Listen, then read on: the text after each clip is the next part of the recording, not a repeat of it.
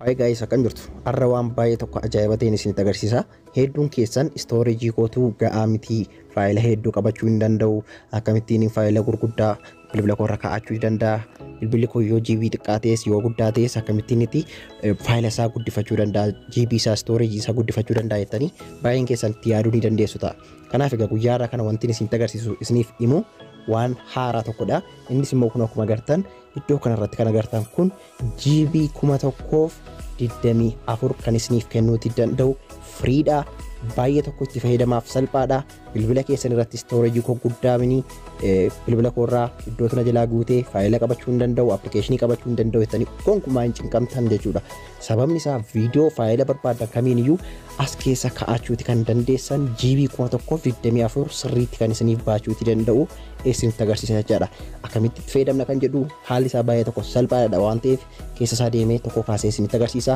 Kunoo keessoon isaa immoo kana fakkaata. Alaan gammaatti faayila gadi ittiin finne garuu faayila kana duwwaan itti fide jechuudha.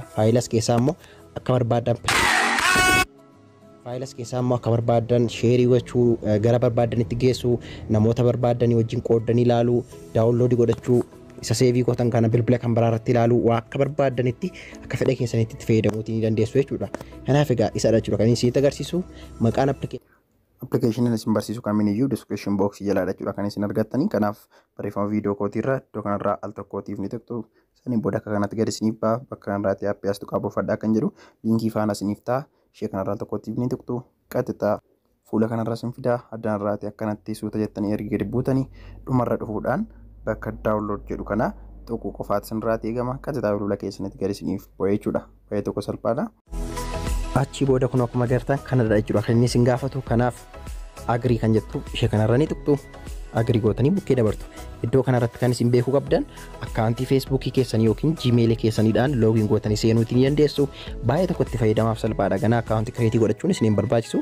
Kanaaf as keessaatii waan ofii keessanii ni filattu. Fakkeenyaaf jiimeela akkaawuntii koodhaan seenuu waan barbaadee fi iimeela koo kan naaf ta'a jedheeti yaadee as keessaa nan filadha jechuudha.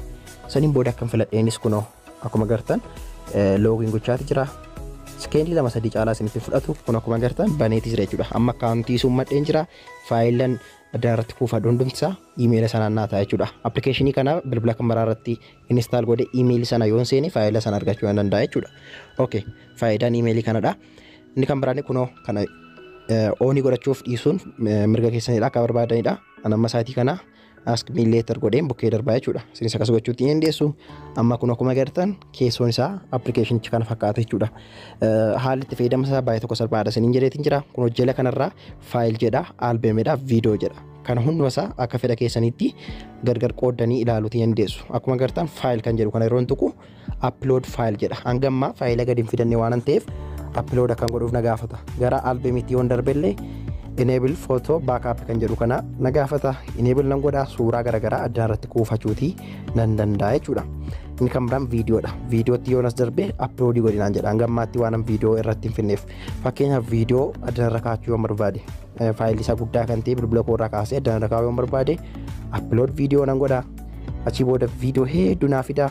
As keessaatii waanuma fedha kootii tokko nan filadhaa.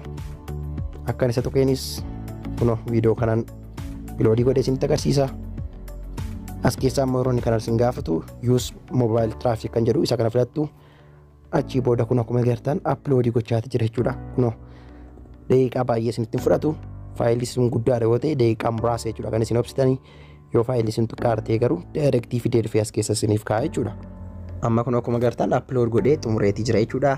Viidiyoo kana gaa bakka barbaadetti share gochuu, delete gochuu, nama barbaade wajjin ilaaluu, yoo barbaade immoo addanarratti play godhee ilaaluu nan danda'a. Sababni isaa guutummaa guututti addanarra cloud ta'e waan naaf ta'ee jiruu fi iimeela kan biraan yoon seenee appilikeeshinii kana install godhedhillee viidiyoo faayila garagaraa addanarratti kuufamee jiru hundumaa argachuu nan danda'a jechuudha.